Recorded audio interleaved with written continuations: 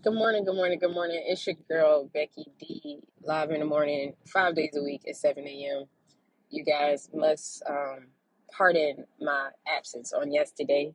I actually I left the bed probably a handful of times yesterday. Unfortunately, no one knows what's going on with me. No one. Like, you know, went to one doctor the day before that. We're trying stuff, right? Did a tele visit because I was like, maybe just a tele visit would kind of help because it felt like some things were getting worse. It's just like, let's try this. So I am now convinced that the practice of medicine is just that. It's just practice, y'all. It's just let's throw a bunch of random things and let's see what happens, right?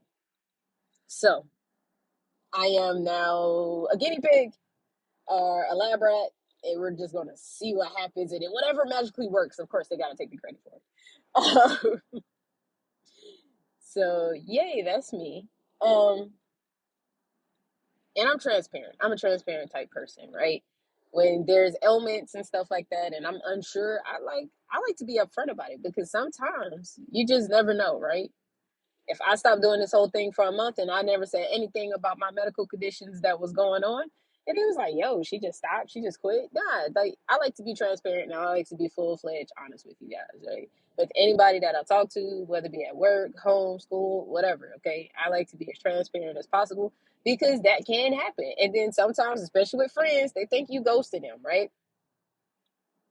But I came on here with a question today. For some reason in the back of my mind, it's just been bugging me, bothering me, to a point where now I think, like, I really got some real questions. Okay. So I unfortunately, or fortunately, however you want to look at it, I check off a lot of minority boxes at my place of employment. And it's gotten to a point where the reminder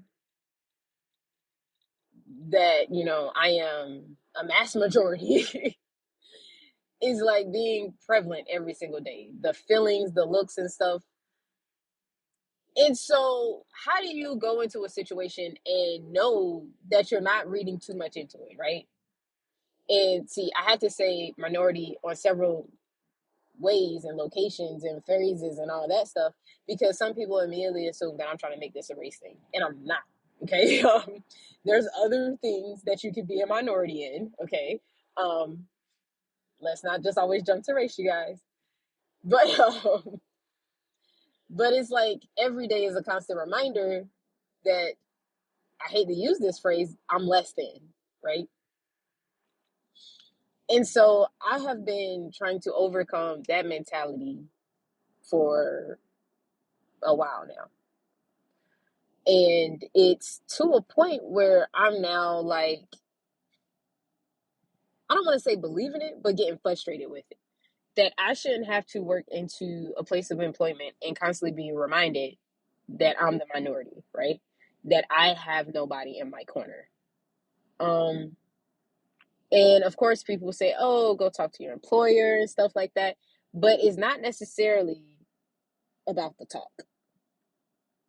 I can talk all day until I'm blue in the face. I can do a straight 1 day podcast, like 24 hours straight, and nothing can change, right? A lot of politicians, that's what they do. They talk, they talk, they talk, and nothing ever changes. Excuse me. So now I am faced with this where I am now getting frustrated with the fact that I'm constantly reminded. And it's small, subtle things, right? Even to the fact that, and I kind of laughed at it, you guys. I've kind of laughed at it now, but it's like the students know that something, I'm doing air quotes here, is going to happen if they go home and tell mommy or daddy that, I gave them a consequence because I'm a minority, right? Um, and it's like, really, dude? So one student did try it. He went straight home and told his mommy the most fabricated lie I've ever heard. And the only thing he had gotten from me for refusing to go to his seat, may I add, okay, was silent lunch, where he had to sit there and not talk while he ate. And he was very upset with it, and he went and told his mother. And in the back of my head, I'm like, as a parent, unless I was like out to get the kid, you know what I'm saying?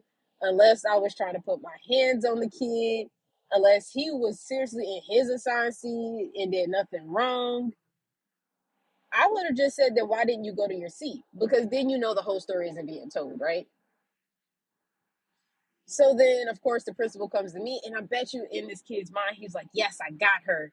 And then when he sees both of us walk back in laughing, I'm pretty sure he shrunk back to the size of nothing because he was like, hold up, why are they laughing? Why is he not yelling at her and this and that? The stigmas that we have placed inside of our children's mind inside of America is very astonishing, to the point where they think, oh, I can get you in trouble easily. I'm going to tell them this, and this, right? Have children literally lying on teachers saying that, hey, you know what? My teacher was watching that nasty stuff, right? I don't want to get cut off of Spotify, so I'm trying to make sure I watch the words that I say.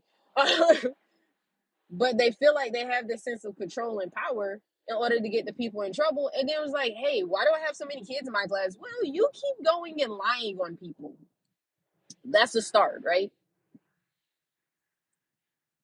Kids feeling comfortable enough to call me out of my name because that's more than likely what the parents and the other teachers are calling me. And it's like, dude, why do I stay? Right? Why do I continue to put myself in an unhealthy mental relationship when I can easily take an exit and not think twice? Because, see, where a lot of jobs and places of employment forget to realize, and even in relationships, they think that you need them. Yeah, pay bills. What the freaking do, right? But the thing is, they need us 10 times more, right? Even in your physical relationships, in your job, in your family, if of course, all right, any of them, you have to know when to put your mental health first and when to walk away. Okay. So, with that being said, make sure, especially on today, like May the 4th be with you guys, all right? Put your mental health first, all right? I am currently going to work on a day that I don't feel well. Literally, after staying home all day yesterday, I'm probably about 75%, if that, okay? And that's just because I just woke up and I haven't had a lot of interaction. I'm currently on 2 medications where I probably should not be driving, but hey, let's give it a shot, right? Because if I don't, what are the outcomes that's going to come to me? And if I do, what are also the outcomes that are going to come to me? So it's a, excuse my French, damn if you do, damn if you don't situation, okay? And so now you have to figure out if you're going to do or don't. Some of you guys have relationships where you're trying to figure out if you do or if you don't. Make the decision today. Why are we delaying this thing?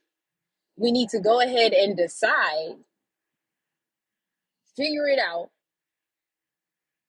and make the decision. Okay?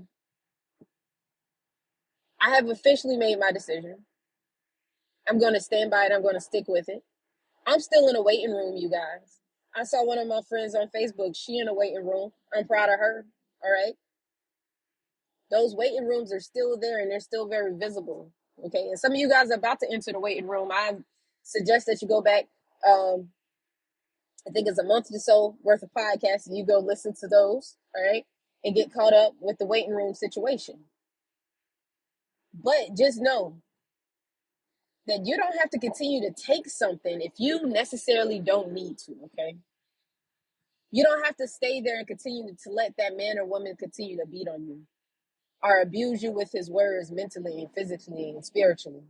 You don't have to continue to sit there and be looked at as nothing at a job when there's a job out there that will value you way more. People will tell you, I'll go someplace and work for $2 an hour as long as they have a bond and a family and something that I can work with that don't belittle me. I will work there like nobody else's business and probably still come out on the up end. All right.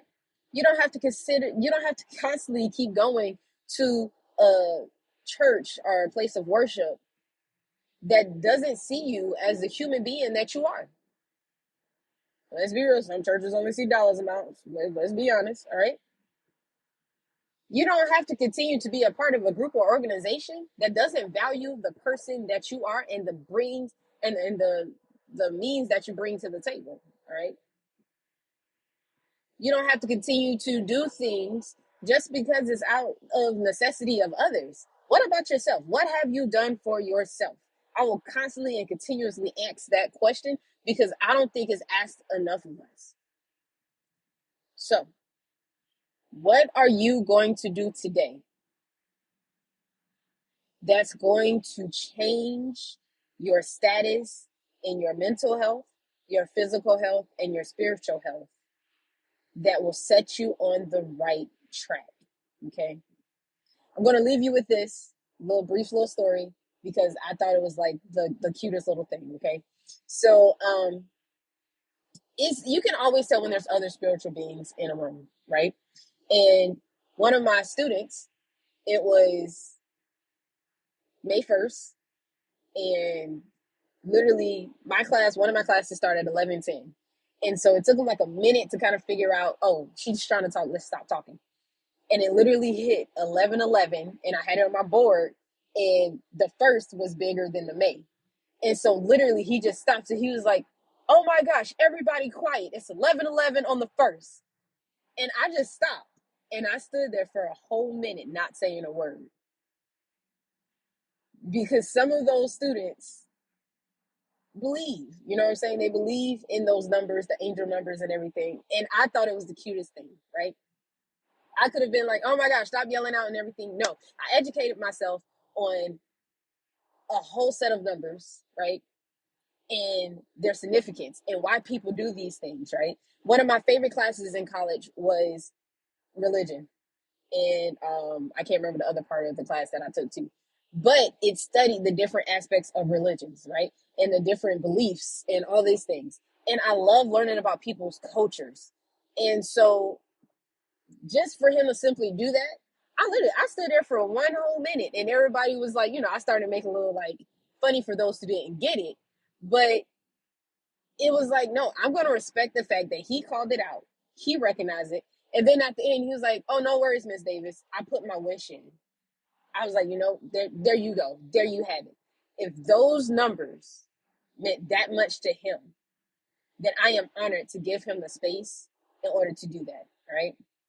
So if you own a business and you have employees, remember to hold space for them. All right. Most people don't know how to do that. If you're a friend of somebody going through something, hold space for them. All right. All right, you guys. I am going to go and nurse my head and my stomach. I will be back in your presence tomorrow, May the 5th. Cinco de Mayo for some people. Believe it or not, that's more of a American holiday. But we'll get into holidays on tomorrow, right? Holidays, rituals, and all that. We can get into that tomorrow. But again, my apologies about missing out on yesterday. But health and mental health and wellness, that comes first. And if I can't put one foot in front of the other because my world keeps spinning, then I'm sorry. I'm gonna have to do what is best for me, okay? As always, you guys, my name is Becky D with Becky D in the Morning, and I will be talking with you all tomorrow morning, and may the 4th be with you.